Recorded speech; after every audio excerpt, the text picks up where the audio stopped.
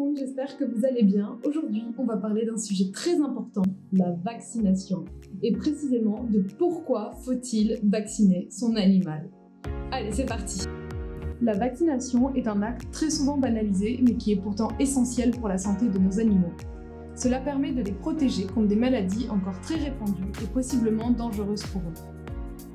Cela consiste à injecter dans le corps de l'animal une forme inactive de la maladie. Le corps va alors se défendre et produire des défenses, les anticorps. Le jour où l'animal sera réellement exposé à la maladie, elle sera reconnue par ses défenses immunitaires qui l'élimineront rapidement avant qu'elle ne se développe. Après ce court récapitulatif du principe de la vaccination, je pense que tout est plus clair maintenant et on va voir 5 raisons de vacciner son animal chaque année. La première raison est de protéger son animal.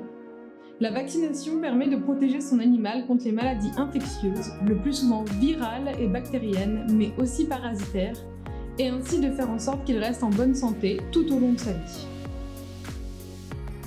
La deuxième raison, et pas des moindres, c'est de protéger les autres animaux qui l'entourent. Une vaccination massive protège la population tout entière en ralentissant ou en empêchant la propagation de l'agent infectieux. La troisième raison pour laquelle il est important de faire vacciner son animal est en cas de voyage ou si on veut le faire garder. En effet, si on souhaite partir en vacances avec son animal, la vaccination est obligatoire pour certaines destinations, notamment la rage dès qu'on souhaite passer la frontière française. Certains vaccins sont également obligatoires si vous souhaitez faire garder votre animal en pension. Une quatrième raison qui est très importante, c'est le contrôle préventif chez son vétérinaire. Amener son animal annuellement chez son vétérinaire va lui permettre d'avoir un bilan de santé complet pour vérifier si tout va bien et ainsi détecter précocement certaines maladies et les traiter avant qu'elles ne s'aggravent. La cinquième raison, c'est de pouvoir demander conseil. La consultation de vaccination est un moment privilégié pour demander des conseils à son vétérinaire traitant, tels que sur l'éducation, la prévention parasitaire, la santé bucco-dentaire, l'alimentation ou encore la stérilisation. Ainsi, vous aurez toutes les clés en main pour passer une belle année avec votre compagnon. On va parler maintenant des effets secondaires possibles de la vaccination. Dans la majorité des cas, la vaccination est très bien tolérée. Il peut arriver cependant qu'il y ait quelques effets secondaires, pour la plupart du temps bénins et qui disparaissent très rapidement. Allez, on y va!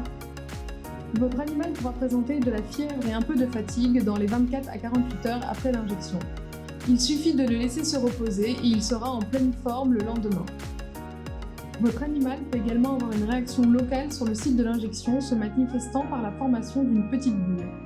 Cette réaction locale est totalement bénigne et disparaîtra d'elle-même en quelques semaines. Le dernier effet secondaire qui puisse arriver est la réaction allergique.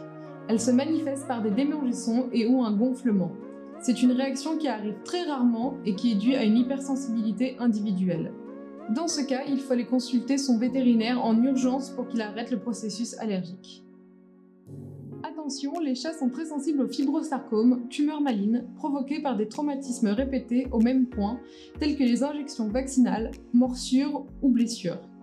Il est donc conseillé de réaliser l'injection vaccinale au niveau des extrémités, zone plus facile à opérer que la région entre les omoplates, où la plupart des vaccins sont couramment pratiqués. Merci à tous d'avoir regardé cette vidéo. N'hésitez pas à la liker si elle vous a plu et à me poser des questions dans les commentaires.